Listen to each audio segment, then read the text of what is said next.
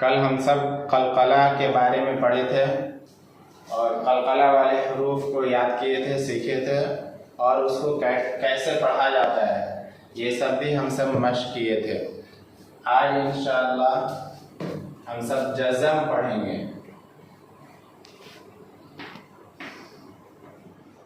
जज़म यानी सुकून।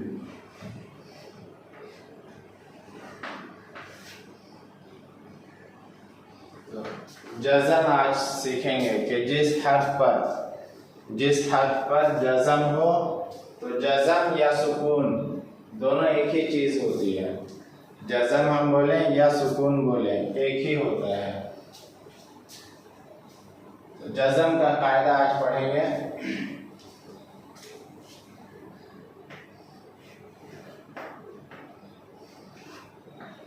जिस हर्फ पर जज़म ये साइन होता है, जिस हर्फ पर जज़म हो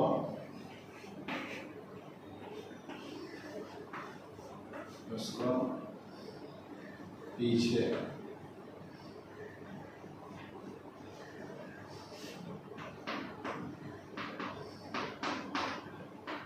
वाले हर्फ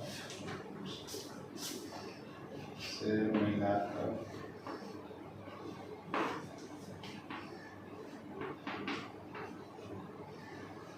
पढ़ते हैं।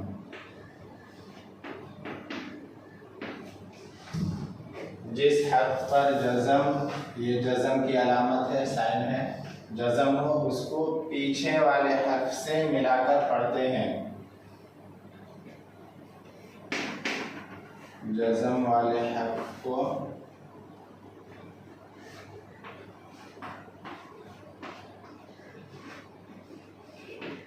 साकिन कहते हैं।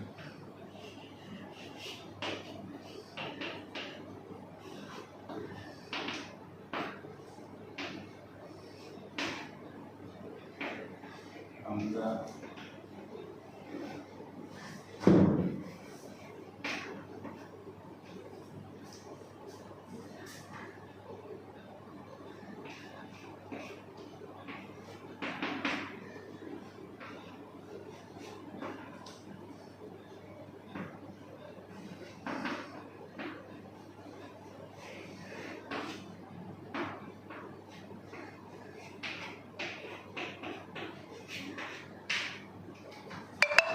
आज हम सब पढ़ रहे हैं जज़म यानी सुकून। तो जज़म या सुकून दोनों एक ही चीज होता है। इसकी अलामत यहाँ पे लिखी हुई, ये साइन है जज़म का। जिस हर्फ पर जज़म हो, जिस हर्फ पर ये जज़म की अलामत है, जिस हर्फ पर जज़म हो उसको पीछे वाले हर्फ से मिलाकर पढ़ते हैं।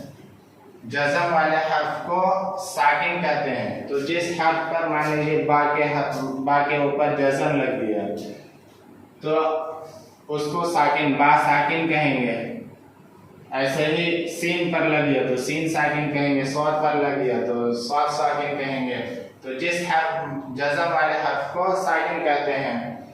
और ऐसे ही अगर हमजा के ऊपर साकिन आ गया, जज़म आ गया, हमजा के ऊपर ये जज़म आ जाएगा तो उसी हमजा साकिना, तो हमजा साकिना हो गया।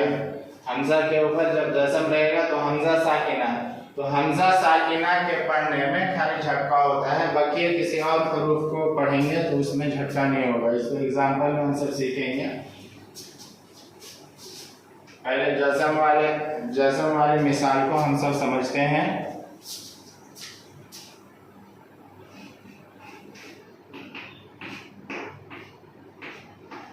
तजरी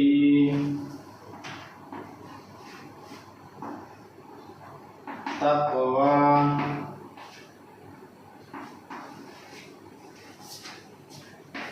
युगनी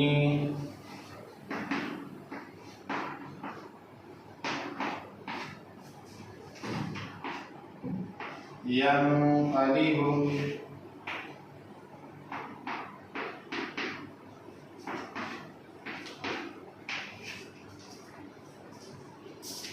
रुफिअत,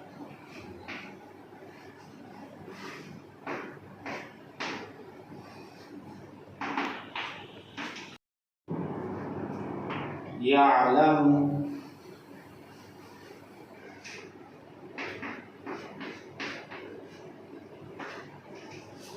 सुतिहत,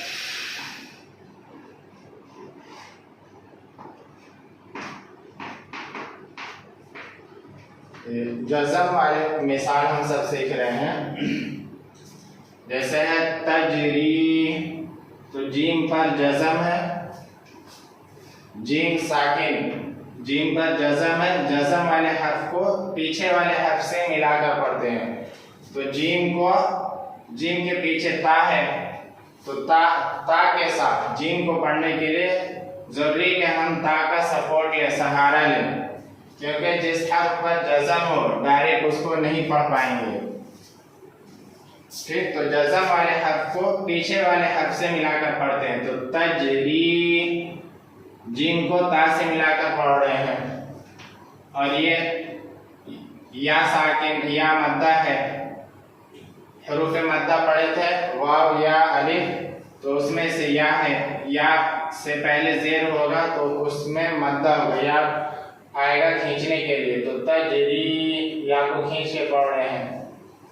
ऐसे ही तक़वा, काफ के ऊपर जज़म है, तो जज़म वाले हर्फ को पीछे वाले हर्फ से मिला करके पढ़ रहे हैं, तक़वा। ऐसे ही ये काफ हरूफ कलकला में से है, गली पढ़े थे हरूफ कलकला, तो तक़वा कलकला में था कि आवाज हमारी टकराती है, टक्कर खा करके अलग होती है, तक़वा। ऐसे ही युगनी, यहाँ पे गैन पे जज़म है, तो गैन साकिन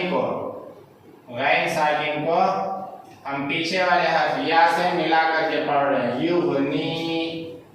ऐसे ही यनक़लिबु, नून के ऊपर जज़म है, और नून के बाद हरूफ इख्फा है, काफ, हरूफ हल्के और हरूफ इख्फा भी हम सब पढ़ चुके हैं। वो सब भी ग्रामर सामने रखते हुए, वो सब भी कायदा को सामने रखते हुए हमको पढ़ना होगा। तो नून, तो ये हरूफ इख्फा, नून साकिन के बाद या तनवीन के बाद था कि हरूफ इख्फा रहेगा, तो उसमें इख्फा करके पढ़ेंगे। तो नून में इख्फा करेंगे और इसको पीछे वाले हर्फ से मिला करके पढ़ रहे हैं। यनक़लिबु, ऐसे ही रुफिअत, ता में जज़म है, ता साकिन को ऐन से मिला करके पढ़ रहे हैं, ता के पीछे या ता से पहले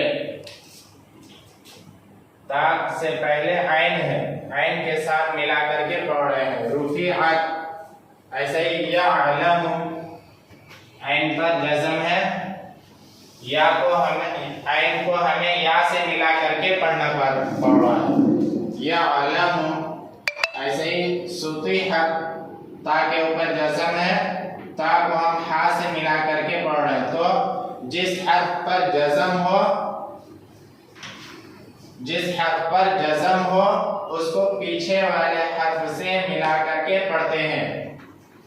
जज़म वाले हर्फ को साकिन कहते हैं। जिस हर्फ पर जज़म हो जाएगा, जैसे ता है तो ता को ता साकिन बोलेंगे, ऐन पर जज़म है तो ऐन साकिन, तो वही जज़म वाले हर्फ को साकिन कहते हैं। ठीक, ऐन साकिन। ऐसे ही ता पर जज़म है तो ता साकिन, तो जिस जज़म वाले हर्फ को साकिन कहते हैं। हमजा साकिना को पढ़ने में झटका होता है। हमजा साकिना वाला मिसाल, अभी एग्जाम्पल हम सब पढ़ेंगे।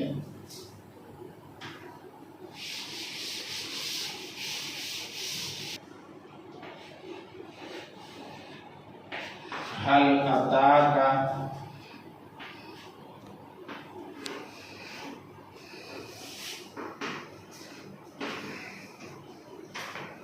हल अताका,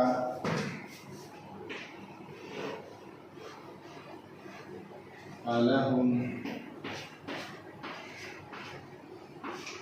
अजरुन,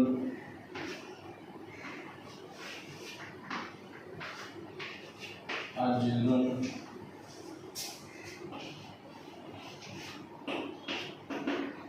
गैरु ममनून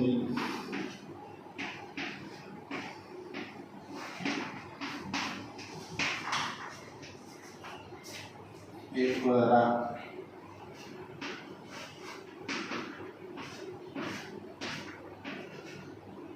इक़रा यअतीका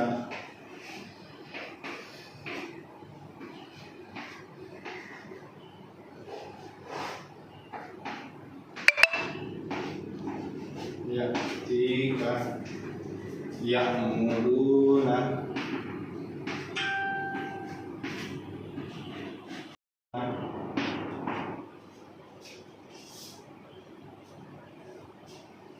का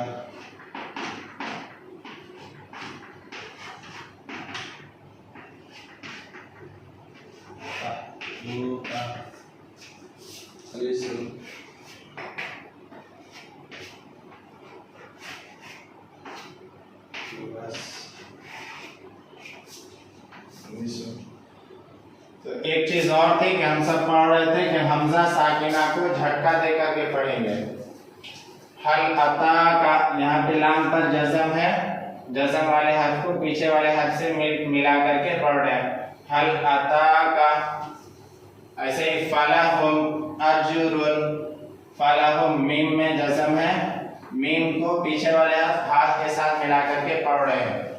अजरुन जीम, जीम हरूफ कलकला में से भी है तो जीम पर जज़म है, जज़म को हमजा के साथ मिला करके पढ़ रहे हैं। अजरुन ऐसे ही गैरु तो या पर जज़म है, या को गैन के साथ मिला करके पढ़ रहे हैं। अजर गैरु मीम पर मम, मीम पर जज़म है, मीम एक मीम को उससे पहले जो मीम है उससे मिला करके पढ़ रहे हैं। मम नूनिन ममनूनिन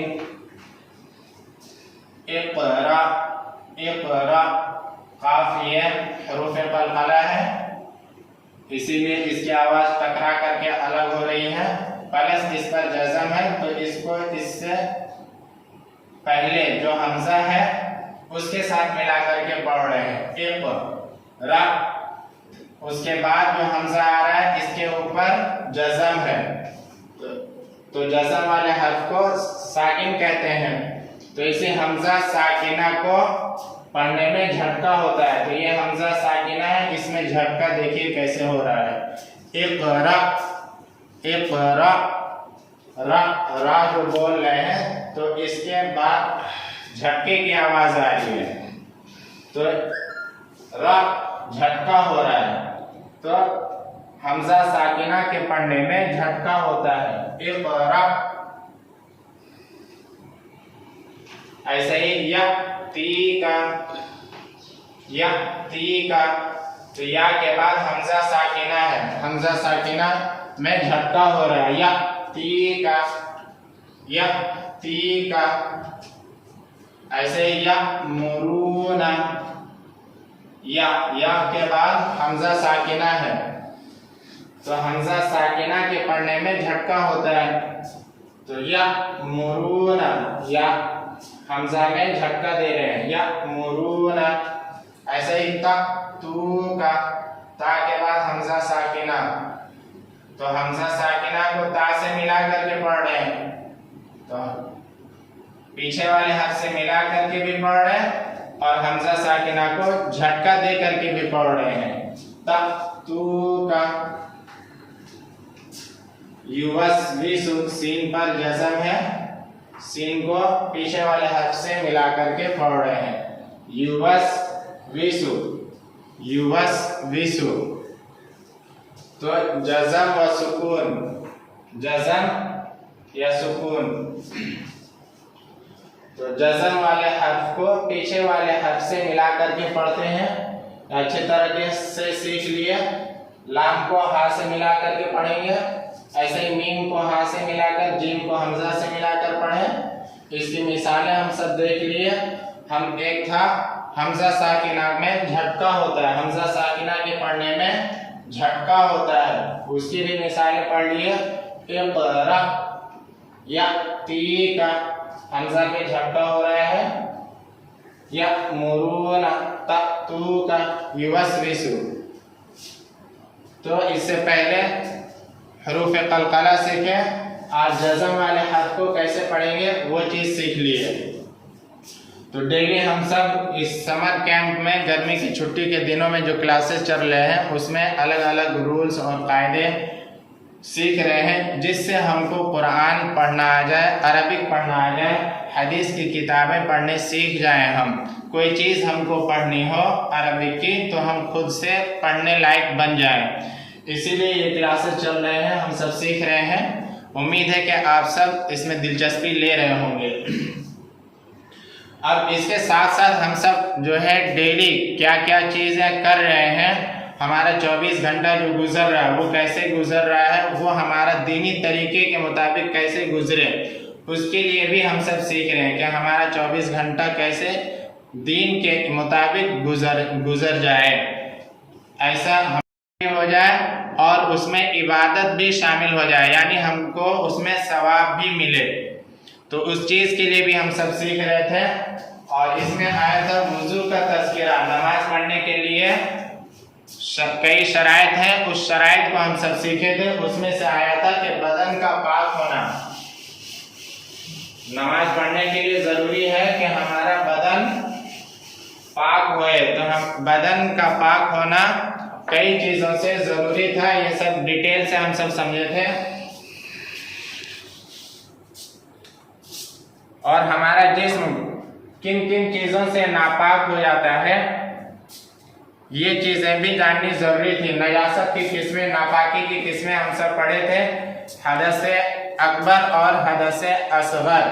हदस अकबर जिससे गुस्ल लाहिक हो जाए, गुस्ल करना पड़ जाए, वो था हदस अकबर। और हदस असगर था जिससे वुजू लाहिक होए, यानी वुजू हमको करना पड़े, ये हदस असगर है। तो हदस अकबर ये नजासत की किस्में हैं। वो नजासत जो नजासत हुक्मिया कहलाती है। नजासत हुक्मिया ऐसी जो गंदगी हमको दिखती नहीं है, लेकिन शरीयत ने करार दिया है कि ये नजासत है, नापाकी है, तो हमको तस्लीम करना है, मानना है। इस्लाम के जो भी अहकामात हैं हमको कुरान और हदीस से मिले, हम आमन्ना व सद्दक़ना, उस पर ईमान लाए और उसकी तस्दीक करते हैं और उस पर अमल करना ज़रूरी है। तो उसमें से था हदस असगर, कि हमारा बदन जो है हदस असगर से भी पाक हो। तो उसमें था कि हम वुजू करने, ये नमाज पढ़ने से पहले वुजू कर लें तो हमारा बदन पाक हो जाएगा। तो वुजू में क्या क्या फराइज़ थे वो चीज़ें हम सब कल सीखे थे, उसके मुस्तहब्बात भी सीखे थे।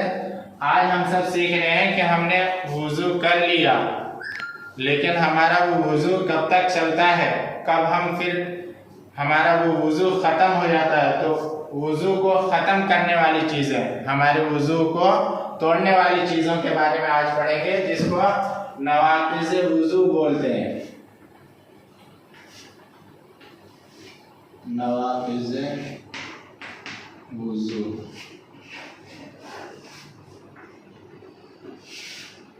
ये वज़ू और वुजू दोनों चीज़ें बोलते हैं, दोनों के माने और मतलब हम सब कल सीख लिए थे।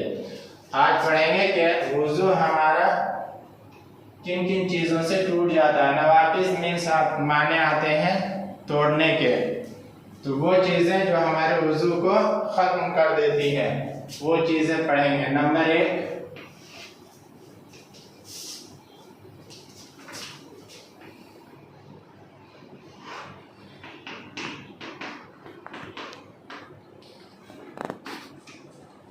पेशाब पाखाना करना।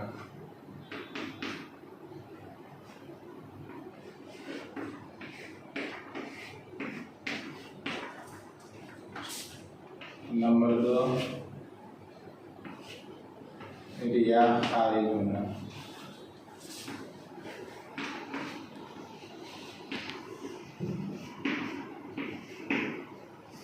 नंबर 3,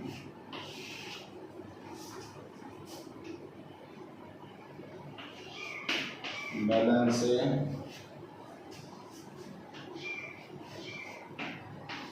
खून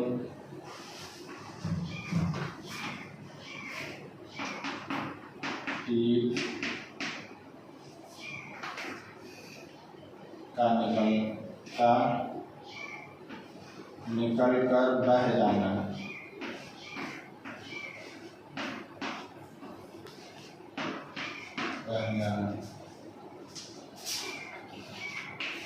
नंबर 4, मुंह भरकर काय करना।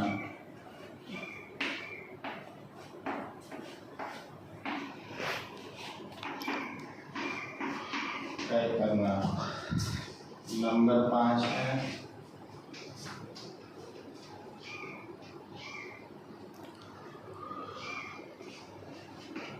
नमाज में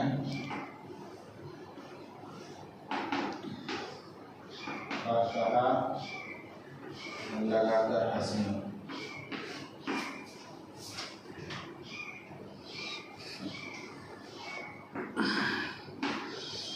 नंबर 6 है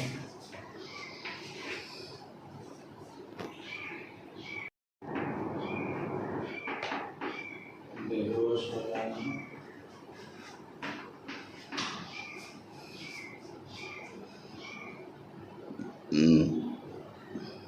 या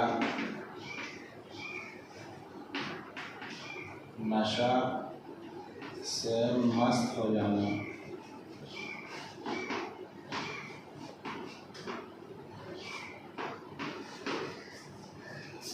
नंबर 7 है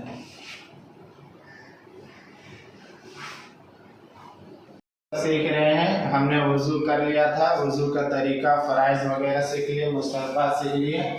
अब तक हमारे ये वुजू कब ख़त्म हो जाता है, तो ऐसी चीज़ों को हम सब सीख रहे हैं। वो चीज़ें जो हमारा वुजू ख़त्म कर देती हैं उसको नवाक़िज़ वुजू बोलते हैं। नवाक़िज़ वुजू, वुजू को तोड़ने वाली चीज़ें।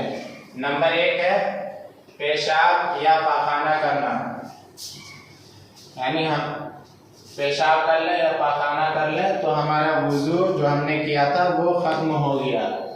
ऐसे ही रिया खारिज होना, ठीक है, रिया के भी निकलने से हमारा वुजू ख़त्म हो जाता है। यानी कि इन दोनों को हम ये समझ लें कि हम हमारे आगे पीछे के रास्ते से, दोनों रास्ते से किसी भी चीज़ निकले, कोई भी चीज़ निकले, चाहे पेशाब हो, पखाना हो या हवा हो या कीड़ा वगैरह या कोई और मवाद निकले, आगे पीछे दो रास्ते से किसी कोई भी चीज़ निकलेगा हमारा वुजू ख़त्म कर देगा। तो किसी भी चीज़ का आगे पीछे के रास्ते से निकलना, ये चीज़ें तोड़ देती हैं हमारे वुजू को। नंबर 3, बदन से खून या पीप का निकल कर बह जाना। हमारे जिस्म से कहीं से भी कोई खून निकला और निकल करके बहना चाहिए। अगर निकला किसी भी जगह पे खून निकला और वहीं पे 1 बूंद के मात्रा में निकला हो और वहीं पे टिका हुआ रह गया तो उससे वुजू नहीं टूटता है, इतना माफ़ है, रुखसत है। लेकिन उससे ज़्यादा खून निकला, निकल करके बह गया या पीप Incoming call from Zainab Babu identified by Truecaller. जख्म से पीप निकला या पीप की जगह पे पानी भी निकले, जख्म से पानी भी निकल करके बहे तो भी वुजू टूट जाएगा। ठीक है, तो ऐसे ही या तो एक्सीडेंट वगैरह के होने से, जब आदमी एक्सीडेंट वगैरह हो गया, कहीं छिल गए, खून निकल करके बह जाता है, तो ऐसे मौके से तो इंसान करना मुंह भर करके होना चाहिए। अगर मुंह भरा नहीं, आधा मुंह या उससे कम हुआ, थोड़ा सा ज़रा सा उल्टी हुई तो उससे वुजू नहीं टूटेगा। ठीक है। नंबर 5, नमाज में कहकहा लगा करके हंसना। यानी नमाज हम शुरू कर लिए हैं, नमाज पढ़ रहे थे, नमाज में कोई ऐसी चीज़ याद आई या कोई किसी भी तरह का कोई जो उलझन पैदा हुआ या कोई चीज़ सुने, उससे हमको हंसी आ गई। और हंसी कई तरह की होती है, एक होता है मुस्कुराना और एक होता है सिर्फ हल्का सा, और एक होता है कि जोर जोर आदमी आवाज़ लगा करके हंसता है। एक तो बिना आवाज़ के हंसता है और एक वो हंसना होता है जिसमें आदमी आवाज निकालता है प्लस पूरे दांत भी खुल जाते हैं। तो जो हंसी दांत को खुल करके हो और आवाज के साथ हो वो कहा लगा करके हंसना होता है, ठहाके लगाना जिसको बोलते हैं। तो कहा उसी को बोलते हैं। कहा लगा करके यानी दांत सारे दांत ऐसी हंसी कि सारे दांत खुल गए, नजर आ गए, बाहर हो गए, ठीक, जिसमें दांत दिख जाते हैं, ऐसे हंसी को कहा लगाना बोलते हैं। तो नमाज में ऐसी हंसी जो कहे वाली हो गई तो वो हंसी भी हमारे वजू को तोड़ देती है। तो अब वो नमाज हमारी खत्म हो जाएगी, फिर से वजू करके हमको वो नमाज पढ़नी होगी, ठीक। तो जो नमाज पढ़ने के लिए हमने वजू किया था, वजू करके नमाज में शामिल हुई थी, लेकिन कोई ऐसा हादसा या वाकया हुआ जिससे हमको कहे वाली हंसी आ गई, तो नमाज के अंदर होते हुए हमारा वजू टूट जाएगा और वजू के टूटने से फिर नमाज भी खराब हो जाएगी, नमाज दोहरानी पड़ेगी वजू करके, ठीक है। नंबर 6 बेहोश हो जाना। नंबर 6 बेहोश हो जाना या नशा से मस्त हो जाना। कभी कभी आदमी जिसको गशी तारी होना बोलते हैं या सकता हो जाता है आदमी को कि एकदम अक्ल माफ हो जाती है, खत्म हो जाती है, बेहोश हो जाता है, ठीक, जिसमें अक्ल काम करना बंद कर देता है, आदमी का सेंस खत्म हो गया। तो ऐसा आदमी अगर बेहोश हम हो गए तो बेहोश हो जाने से भी वजू टूट जाता है। ऐसे ही नशा से मस्त हो जाना, नशा कर लिया, इतना नशा कर लिया कि अक्ल माफ हो गई, अब अच्छे बुरे की तमीज नहीं रही, इस हद तक नशा कर लिया, गाली गलौज करने लगा, उल्टा सीधा आदमी हरकत करने लगता है नशा करके। तो मतलब अब उसको अभी इस कंडीशन में है कि अच्छे बुरे की उसको तमीज नहीं है। तो ये कंडीशन आदमी के साथ हो जाए कि सेहत खराब हो जाने की वजह से आदमी बेहोश हो जाए या नशा ऐसा कर लिया कि उसके अक्ल पर हमारे सेंस जो अच्छे बुरा था वो खत्म हो गया, हम अच्छे बुरे का फर्क नहीं कर पा रहे हैं, उल्टे सीधे अल्फाज यूज कर रहे हैं। तो बेहोश हो जाना या नशा से मस्त हो जाना, ये चीजें भी हमारा वजू खत्म कर देती है। नंबर 7 है टेक लगाकर या लेट कर सो जाना। सो जाने से भी, जैसे बिस्तर या बेड या जमीन पर लेट गए, लंबे होकर के लेट गए या चित लेट गए, तो चित लेट करके सोने से भी हल्की सी भी नींद आई उसमें हमारा वजू चला जाएगा। ऐसे ही बैठे हुए हैं लेकिन दीवार से टेक लगाए हुए हैं, तो दीवार से टेक लगा करके सो गए, या चेयर पे बैठे हुए, इसमें भी रिक्लाइन करने वाला जो चेयर होती है उस पर अगर हम बैठे हुए रिक्लाइन करके या किसी भी लकड़ी का सपोर्ट लिए हुए हाथ में और बैठे हुए हैं और नींद आ गई, तो फिर ऐसी नींद जिसमें हम किसी चीज़ का सपोर्ट लिए हुए हैं, सहारा लिए हुए हैं, ऐसी नींद हमारे वजू को ख़त्म कर देती है।